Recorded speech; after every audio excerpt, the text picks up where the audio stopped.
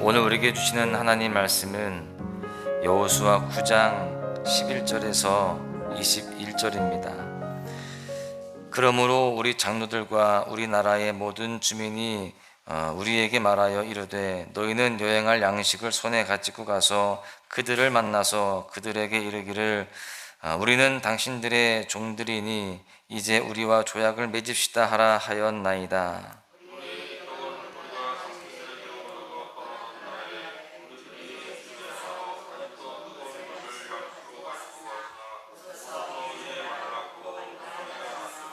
또 우리가 포도주를 담은 이 가죽 부대도 새 것이었으나 찢어지게 되었으며 우리의 이 옷과 신도 여행이 매우 길었으므로 낡아졌나이다 한지라.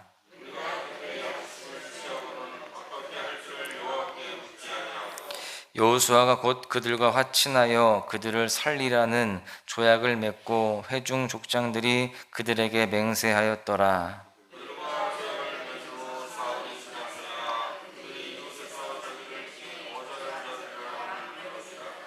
이스라엘 자손이 행군하여 셋째 날에 그들의 여러 성읍들에 이르렀으니 그들의 성읍들은 기브온과 그비라와 부에롯과 기럇 여야림이라.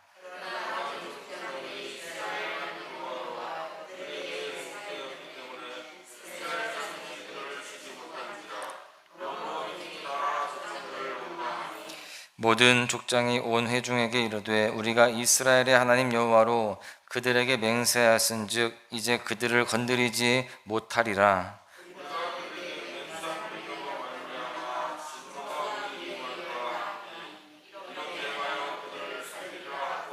무리에게 이르되 그들을 살리라 하니 족장들이 그들에게 이른 대로 그들이 온 회중을 위하여 나무를 패며 물을 깃는 자가 되었더라. 아멘.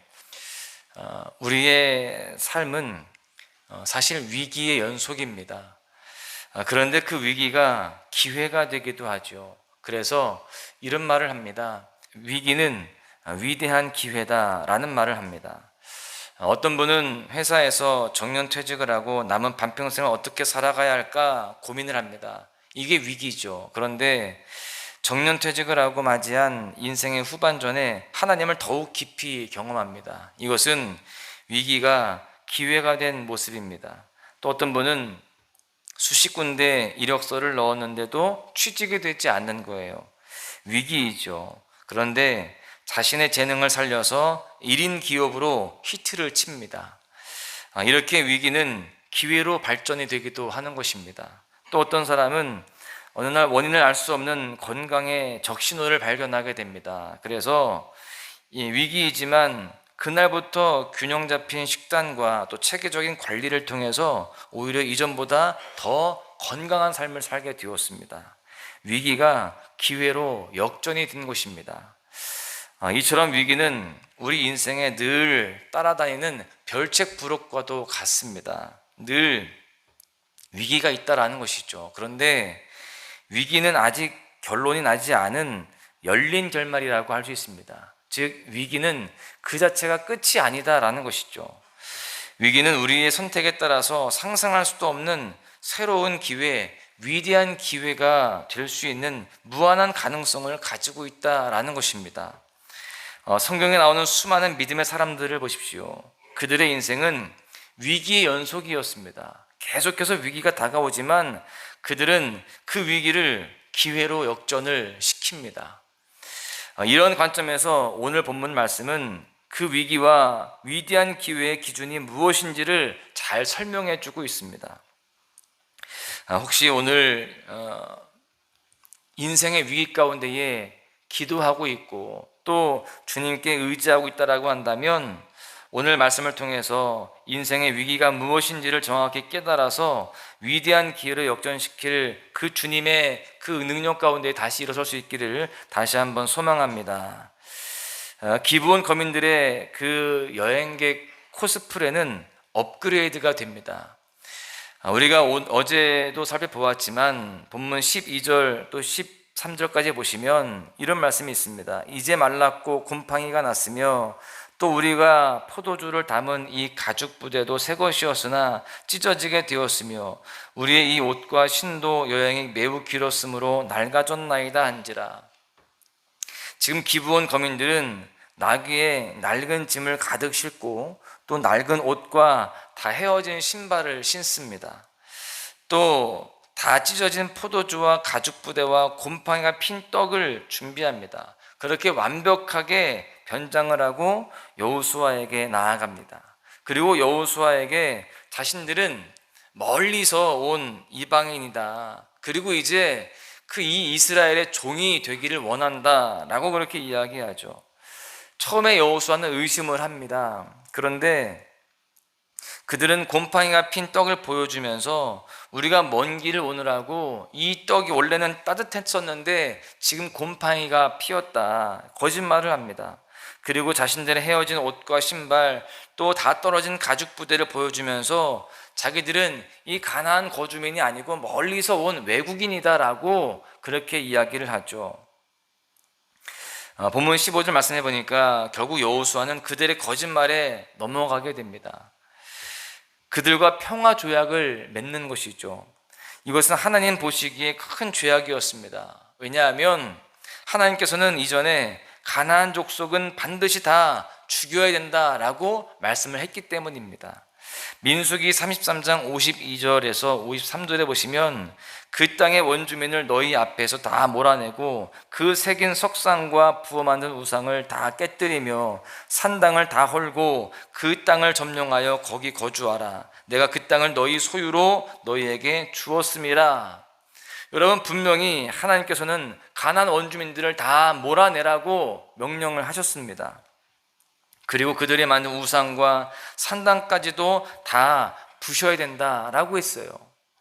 왜냐하면 하나님께서는요, 이스라엘 백성들이 그 이방 문화에 물들지 않고 오직 하나님의 말씀대로 살아가기를 원하셨기 때문입니다. 그런데 여호수아는 이러한 하나님의 말씀을 완전히 잊어버린 거예요. 이것은 단순히 망각의 차원을 뛰어넘는 큰 죄악이었습니다. 여러분, 지금 이들은 하나님을 완전히 배제했어요. 오늘 이 말씀에 보니까요, 14절에 이렇게 지적합니다. 무리가 그들의 양식을 취하고는 어떻게 할지를 여호와께 묻지 아니하고. 여호수아는 지금 하나님께 묻지 않았습니다. 이러한 중요한 사안에 대해서 하나님한테 묻지 않고 하나님을 완전히 배제시킨 겁니다. 하나님을 잊어버린 거예요. 그리고 자기 마음대로 기브온 거민과 조약을 맺습니다. 그것도 하나님의 이름으로 조약을 맺는 거죠.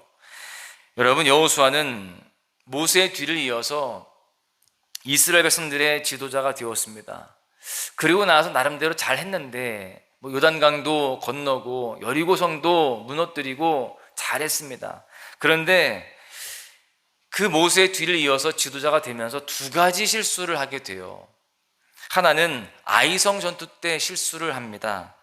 여리고성을 무너뜨린 후에 내친 김에 아이성까지 치려고 합니다. 그 여세를 몰아서 아이성까지 달려간 거예요. 그래서 아이성에 정탐꾼을 보냈는데 아이성은 우리가 잘 알다시피 여리고성에 비해서 굉장히 작습니다. 그래서 정탐꾼들은 2-3천 명만 나가서 싸워도 충분히 이길 수 있다라고 보고합니다. 그때 여호수아는 하나님께 묻지 않았습니다. 묻지 않고 정탐꾼들의 말만 듣고 전쟁을 시작했다가 큰 패배를 맛보게 됐죠. 두 번째 실수는 바로 오늘 본문의 사건입니다. 기브온 족속이 여호수아에게 사신을 보낼 때에 꾀를 내어서 멀리서 온 사람들로 변장을 하고 우리는 먼 곳에서 온 부족인데 당신들의 하나님의 소식을 듣고 간담이 선을 했습니다. 우리는 이제 당신들의 종이 되기를 원합니다. 그러니 우리와 화친합시다. 평화 조약을 맺읍시다. 라고 하면서 찾아왔어요.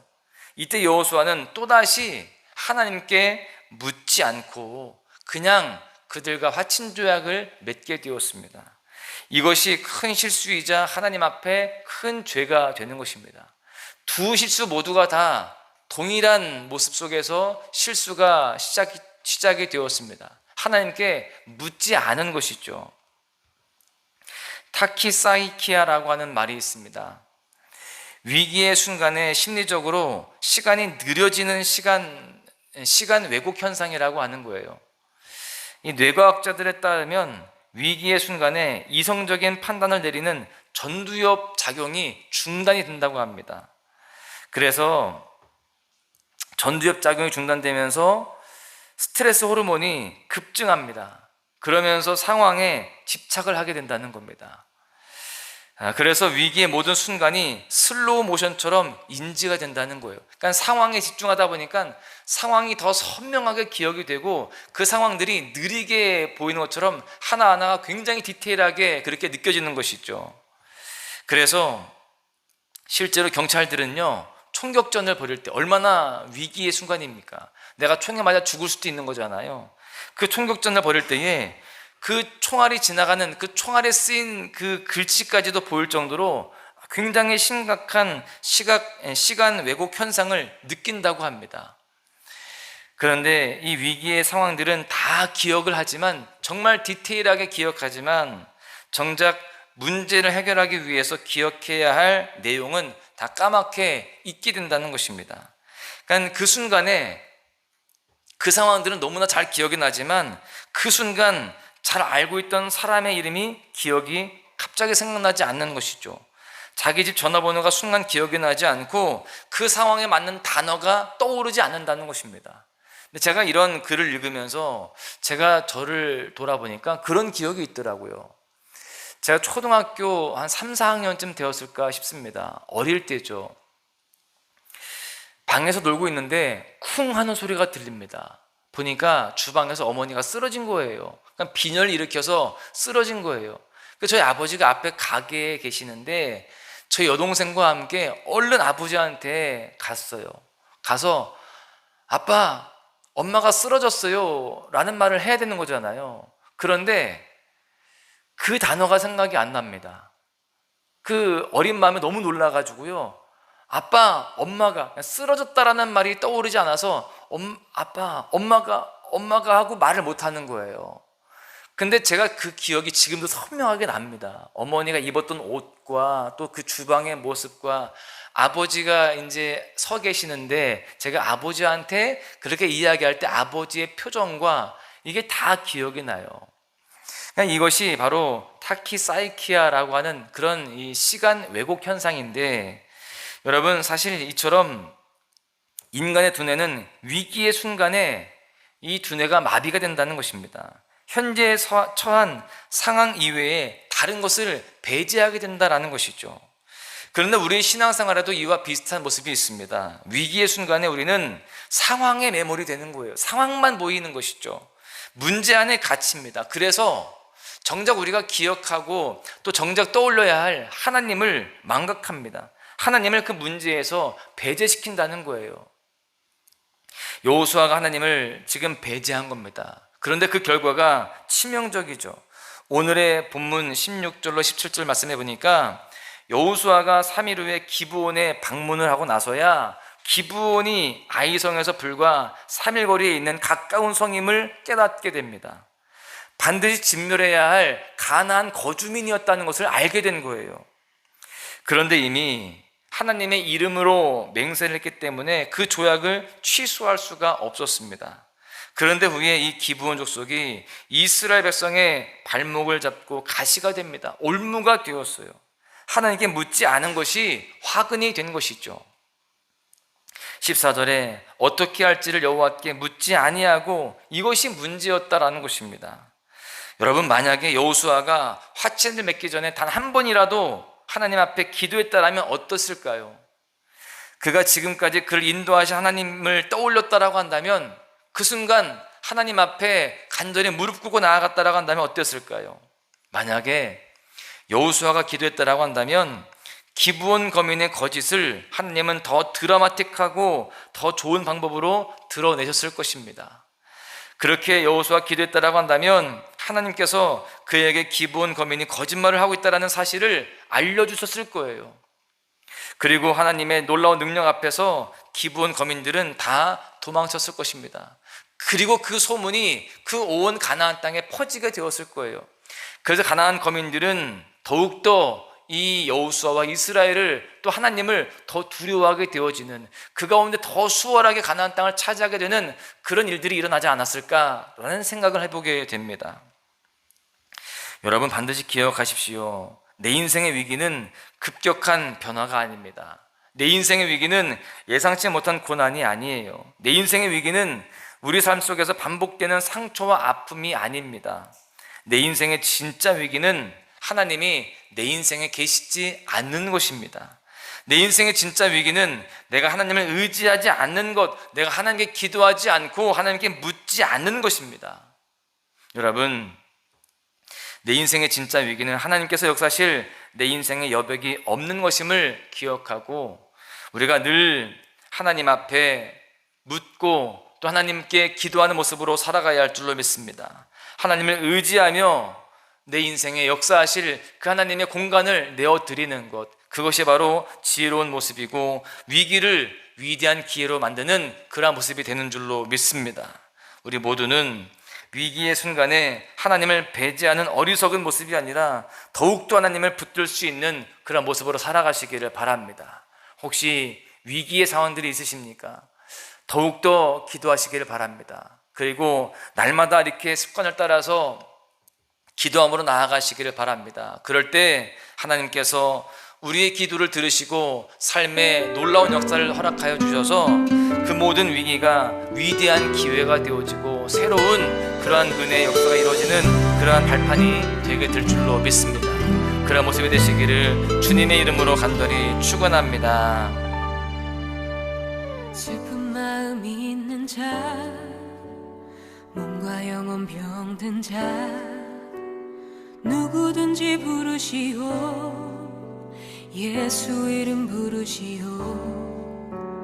그 이름을 믿는 자, 그 이름을 부르는 자, 그가 어떤 사람이든 그는 구원하리라.